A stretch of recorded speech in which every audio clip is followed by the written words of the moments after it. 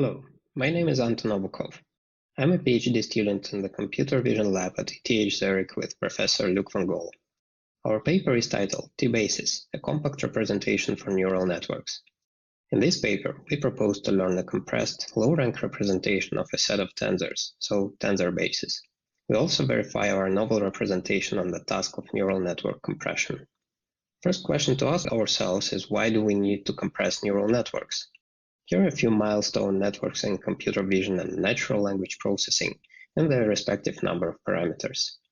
Each parameter is usually represented with a 4-byte floating point, so to get size in bytes, just multiply by 4. Since recently, training a model on a single GPU to outperform state-of-the-art in most domains has become problematic. On the other hand, machine learning applications need to bridge the growing gap between research and edge devices, and so runtime and memory efficiency are high on the agenda. The design space of network compression approaches is rather large, and before we begin formulating our method, it is a good idea to fill in a small questionnaire to position the proposed method among other state-of-the-art approaches. On the high level, we want to keep the training protocol and the model architecture unchanged, and avoid introducing heuristics, per-layer hyperparameters, or non-differentiable steps into the pipeline. Ideally, we want to design the compressed model within the template of the uncompressed reference model and train it in a single pass following the same training protocol. We also want to stay flexible with respect to the choice of compression ratio, so it has to allow a wide range of values through a small set of hyperparameters. Because we want to keep the reference architecture, we cannot use pruning or teach-a-student methods, as they assume altering the structure and dimensionality of the layers, a factor of variation we wish to exclude. A number of compression techniques, such as quantization and hashing, can be seen as complementary to most other methods, and we constrain ourselves to using the same floating point parameters as the reference model. And we want to promote sparsity through the model design without relying on sparsity losses. Weight sharing technique is of particular interest. It allows reusing the same weights or their parts across layers. However, the sharing scope is often limited by a varying shape of weight tensors, resulting in non-uniform sharing across layers, and so the technique requires adaptation in our case. Finally, reparameterization of individual weights is a powerful technique to promote low-rank structure. However, again, individual layers shapes impose constraints on this family of methods too. Overall, this is a rather strict set of requirements for the compression method. However, it all becomes satisfiable with the proposed parameterization. Let's review a few required concepts. First goes weight sharing.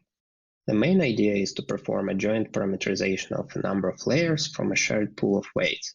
Compression is achieved when such pool has fewer independent parameters than the original layers. Most commonly, the shapes of individual layers' weights matrices impose constraints on the sharing patterns and prevent having a single pool of parameters for the entire network with uniform usage across all layers. Another prerequisite is the tensor network notation, which is used to specify operations on tensors, particularly low-rank representations.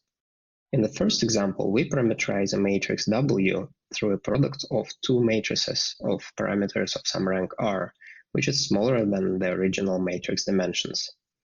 In tensor network notation, matrices are represented with nodes with two legs corresponding to matrix dimensions. We used field nodes to denote learned parameters and white nodes to denote constants and parameterized nodes.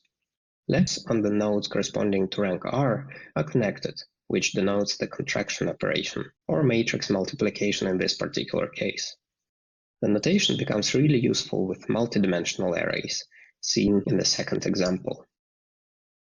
Here we use the tensor ring decomposition with rank 2 to represent a 4-dimensional convolutional weight tensor W.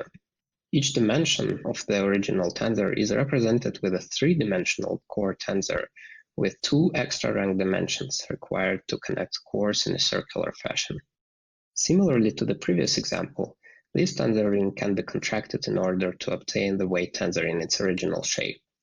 It can also be used directly to act on some input x and produce the output with a smaller number of operations than the uncompressed layer. Both compression and the number of operations of such representation depends on the choice of the rank. Now let's introduce the idea behind T-basis on the example of a joint parameterization of a set of three tensors, a vector, a matrix, and a three-dimensional array depicted in the first row of the image.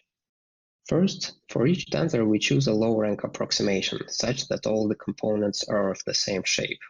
In this particular case, all tensors can have a rank 1 parameterization through smaller vectors, each with 4 elements, as is depicted in the second row.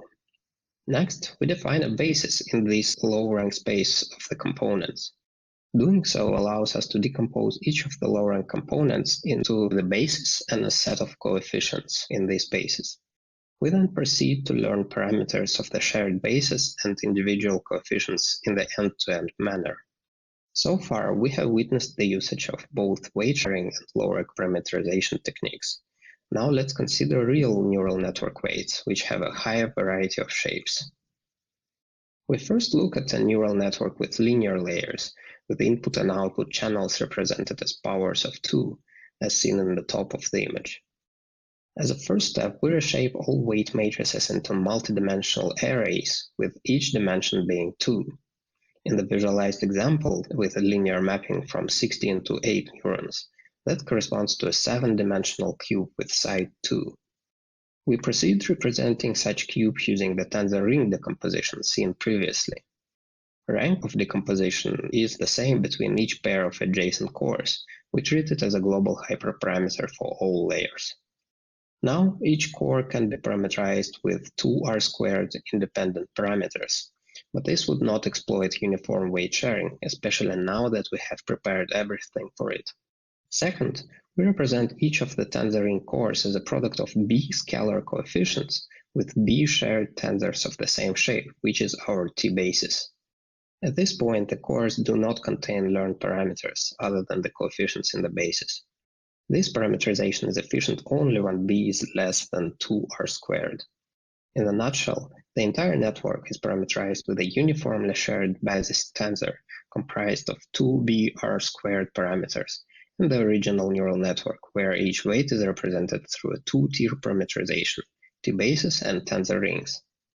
It is worth noting that with a fixed basis tensor, the number of coefficients required to parameterize a new layer grows logarithmically in the size of this layer.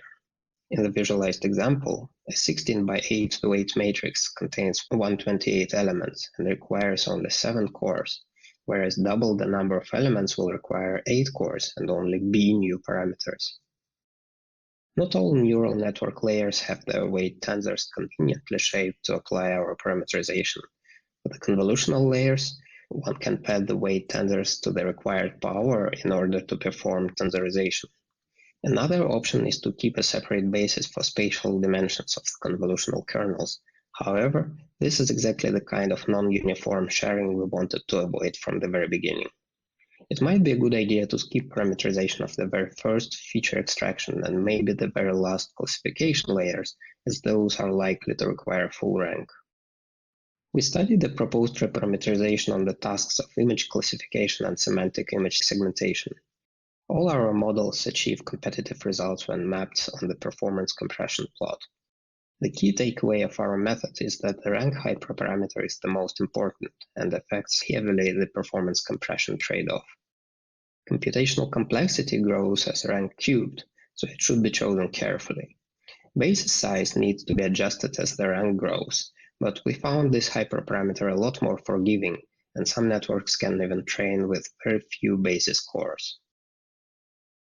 In this talk, I presented the core idea behind our method, but many aspects are left out due to the time constraints. Please check out our paper. We are looking forward to fruitful discussions. Thank you.